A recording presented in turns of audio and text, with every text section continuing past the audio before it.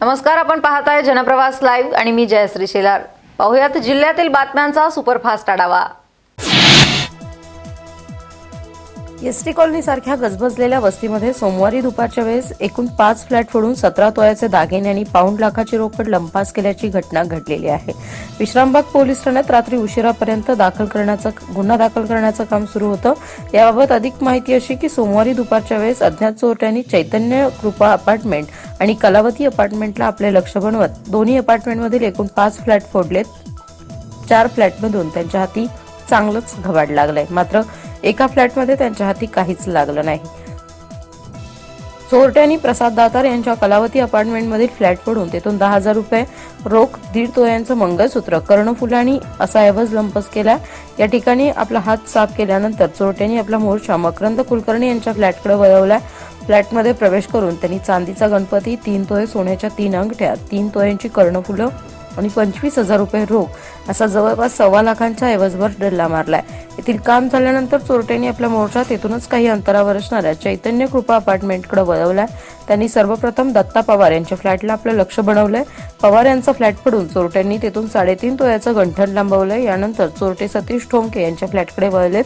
तेथून त्यांनी 5 तोळ्याचं मंगळसूत्र, देवीच्या चांदीच्या मूर्ती, चांदीचे शिक्के आणि 50,000ची रोकड लांबवली। त्यानंतर चोरट्यांनी कृष्णा कुलकर्णी यांचा फ्लॅट फोडला। या ठिकाणी त्यांच्या पदरी मात्र निराशा झाली।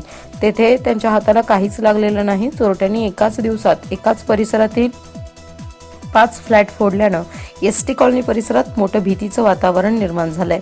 या घटनेची माहिती मिळताच विश्रामबाग पोलिसांनी तात्काळ घटनास्थळी दाखल होऊन घटनास्थळाचा पंचनामा केलाय। आज सकाळी 10 वाजण्याच्या सुमारास हनुमाननगर परिसरात असणाऱ्या एका 15 फूट गटारीमध्ये एक दुभती गाय चरत असताना जाऊन पडली। गटारीच्या ड्रेनेजला असणारं झाकण नसल्यानं ती गाय थेट गटारीत जाऊन पडली। गाय भीतीनं हंबरडा फोडू लागली। ती बाहेर येण्याचा प्रयत्न करू लागली, पण तिला काही बाहेर येता येईना। बघता बघता नागरिकांनी मोठ्या प्रमाणावर गर्दी केली। जमलेल्या नागरिकांनी वेगवेगळ्या क्लुप्त्या लावून त्या गायीला वर काढण्याचा प्रयत्न केला, पण गायीचं वजन जास्त असल्यानं तिला बाहेर काढणं फार कठीण झालं। अखेर काही नागरिकांनी याची अग्निशमन विभागाला कल्पना दिली। अग्निशमन विभागाच्या पथकानं तातडीनं धाव घेत बचाव कार्य सुरू केलं।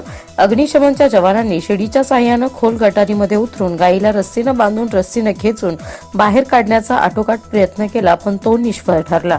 अखेर या भागातील नगरसेवक अभिजित भोसले, आरोग्य विभागाचे अतुल आठवले आणि इन्साफ फाउंडेशनचे मुस्तफा मुजावर यांनी क्रेनच्या साहाय्याने गायीला वाचवण्याचा निर्णय घेतला। त्यानंतर क्रेन बोलावण्यात आली। अग्निशमन दलातील सर्जेराव देसाई यांनी गटारीमध्ये उतरत त्या गायीला रस्सी बांधली आणि क्रेनच्या साहाय्यानं तब्बल 2 तासानंतर कोणतीही इजा न होता त्या गायीची सुखरूप सुटका केली। या घटनेनंतर परिसरातील नागरिकांनी मोठा संताप व्यक्त केला।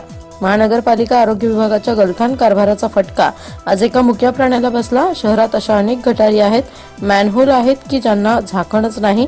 आज मुक्या प्राण्यांचा जीव धोक्यात पडला। उद्या जर याचा फटका नागरिक किंवा लहान मुलाला बसून जीवितहानी झाली तर याला जबाबदार कोणाला धरायचा असा प्रश्न आता नागरिक उपस्थित करीत आहेत।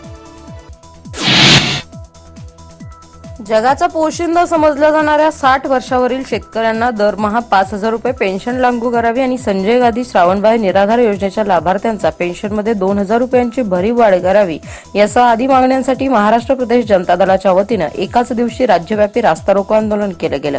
त्याचाच भाग म्हणून मिरजेतील म्हैसाळ उड्डाणपुलावर जनता दलातर्फे रास्ता रोको आंदोलन केलं। भर उन्हातही आंदोलनात शेतकऱ्यांची मोठी संख्या होती। रास्ता रोकोमुळे काही काळ वाहतूक ठप्प झाली होती। या आंदोलनाचं नेतृत्व जिल्हा जनता दलाचे अध्यक्ष ॲडव्होकेट के.डी. शिंदे, युवा जनता दलाचे ॲडव्होकेट फैयाज झारी, शेतकरी संघर्ष समितीचे झिनगोंडा पाटील, ज्येष्ठ नेते युसुफ मुल्ला, संजय ऐनापुरे, स्वाभिमानी शेतकरी संघटनेचे बी.आर. पाटील, समाजवादी पार्टीचे सुलेमान आलासे, एम.के. माळी आदींनी केलं। महाराष्ट्र जनता दलाने वयोवृद्ध शेतकऱ्यांना दरमहा 5,000 पेन्शन लागू करावी तसेच आणि निराधार लाभार्थ्यांच्या पेन्शनमध्ये भरीव वाढ करावी या मागण्यांसाठी गेली 10 वर्ष सातत्याने राज्यव्यापी मोर्चे, संघर्ष यात्रा, धरणे आंदोलन, रास्ता रोको आंदोलन अशा अनेक मार्गाने आंदोलनं केली आहेत। मात्र सरकारने याकडे जाणीवपूर्वक दुर्लक्ष केलंय। निवडणुकीपूर्वी शेतकऱ्यांना पेन्शन लागू करण्याचं आश्वासन आपल्या वचननाम्यामध्ये दिलेलं होतं, परंतु ते वचन सरकारनं पाळलेलं नसल्यामुळे शेतकऱ्यांचा मोठा दिशाभूल या सरकारनं केली असल्याचा आरोप यावेळी करण्यात आलाय।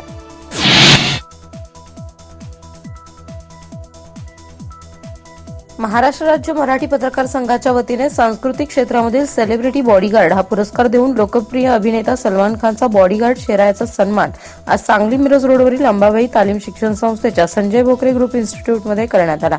आयपीएस अधिकारी आणि मिरजेचे प्रशिक्षणार्थी विभागीय पोलीस अधिकारी संदीप सिंह गिल यांच्या हस्ते शेरायास सन्मान चिन्ह, रोख रक्कम 1 लाख रुपये व सन्मान चिन्ह देऊन गौरवण्यात आलं. हा गौरव सोहळा संपन्न झाल्यानंतर भोकरे कॉलेजच्या वार्षिक सांस्कृतिक कार्यक्रमांमध्ये संस्थेचे अध्यक्ष संजय भोकरे यांनी त्यांची प्रकट मुलाखत घेतली. यावेळी महाविद्यालयातील विद्यार्थ्यांनी दिलखुलास प्रश्न शेरा यांना विचारले आणि तसेच दिलखुलास उत्तरही शेरा यांनी विद्यार्थ्यांना दिले. या कार्यक्रमामध्ये कॉलेजमधील विद्यार्थ्यांमध्ये उत्साहाचं वातावरण होतं. यावेळी बोलताना शेरा यांनी विद्यार्थ्यांना शारीरिक फिटनेसचा मंत्रही दिले. तसेच पुरस्काराची 1 लाख रुपये रक्कम ही पुलवामा येथे झालेल्या दहशतवादी हल्ल्यात शहीद झालेल्या भारतीय जवानांच्या कुटुंबियांना मदत म्हणूनही दिली. मैं हिंदुस्तानी हूं, हिंदुस्तान का झंडा गाड़ दूंगा.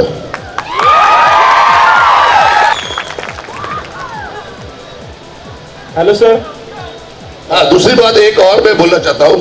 आज मुझे शायद बोकरे साहब इंस्टीट्यूट से जो पुरस्कार मिला है उसमें कुछ एक कैश रकम भी दी गई है.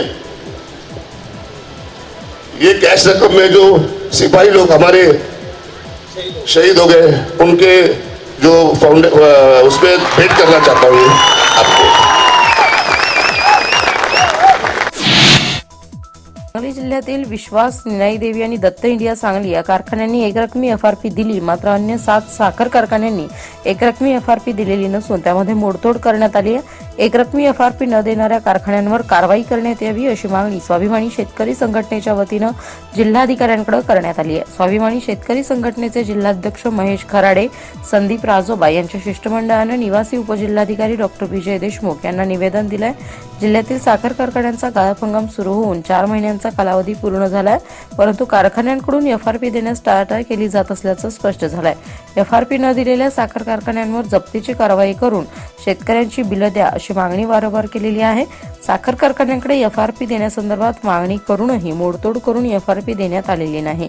जिल्ह्यातील दत्त इंडिया सांगली, निनाई देवी, दालमिया कोकरूड व विश्वास शिराळा या साखर कारखान्यांनी एफआरपी दिलेली आहे. मात्र क्रांती, कुंडल, सोनहिरा, वांगी, हुतात्मा वाळवा, राजाराम बापूस, साखरादेव, Wategaon unit, Sarvodaya, Karandwadi, Crane Agro, Raigaon, Yashwant, Nagewadi आदी साखर कारखान्यांनी शेतकऱ्यांची संपूर्ण एफआरपी दिलेली नाही. याशिवाय क्रांती साखर कारखान्याकडून एफआरपी 3 टप्प्यात देण्यासाठी शेतकऱ्यांवर दबाव आणला जात आहे. एफआरपी न दिलेल्या कारखान्यांवर साखर आयुक्तांनी कारवाईचे आदेश दिलेले आहेत. जिल्ह्यातील साखर कारखान्यांनी अद्याप शेतकऱ्यांची संपूर्ण दिलेली नाहीये. त्या सर्व साखर कारखान्यांवर कारवाई करून शेतकऱ्यांची बिलं देण्यात यावीत, अन्यथा तीव्र आंदोलन करण्यात येईल असा इशारा यावेळी देण्यात आला आहे. वाळवा तालुक्यातल्या तुळजापूर येथील वहिवाटीचा रस्ता व सांडपाण्याचा नाला अडवून 13 कुटुंबियांना जाणीवपूर्वक त्रास दिला जात आहे. प्रशासनानं सांडपाणी वाहतं करण्याचं मान्य केलंय. सांडपाण्याबरोबर रस्ताही खुला करण्यात यावा, अन्यथा 13 मार्च रोजी प्रहार संघटना व ग्रामस्थ तुळजापुरातील अतिक्रमण उद्ध्वस्त करतील असा इशारा प्रहार संघटनेचे जिल्हा उपप्रमुख स्वप्नील पाटील यांनी केला. तुळजापूर येथील कृष्ण हंबीराव पाटील व प्रवीण प्रताप पाटील या पितापुत्रांनी नागरिकांचा वहिवाटीच्या रस्त्यावर कुंपण घातलंय.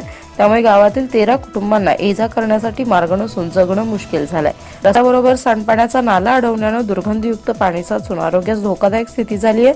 याबाबतची तक्रार प्रशासनाकडे केल्यावर पाटील कुटुंबियांना 13 कुटुंबियांना धमकी दिल्यानं ही कुटुंब दहशतीखाली वावरत आहेत. रस्ता व नाला कायमचा खुला करण्यासाठी ठिय्या आंदोलनाचा इशारा देण्यात आला होता. गटविकास अधिकारी शशिकांत शिंदे, पोलीस निरीक्षक नारायण देशमुख, प्रहार संघटनेचे उपजिल्हाप्रमुख स्वप्नील पाटील व तुळजापूर ग्रामस्थांची वाळवा पंचायत समितीत बैठक पार पडली. चर्चांती गटविकास अधिकारी शशिकांत शिंदे यांनी तुळजापूर येथील सांडपाण्याचा नागरिकांच्या आरोग्यास धोका पोहोचू नये म्हणून पाहणी वाहतं करण्यासाठी ग्रामपंचायतीला कारवाई करण्याची नोटीस दिली. तसेच ही बाब न्यायप्रविष्ट असल्याने जिल्हा परिषद सांगली येथील कायदेविषयक सल्लागार समितीकडून मार्गदर्शन घेऊन पुढील कारवाई करण्यात येईल अशी ग्वाही दिली.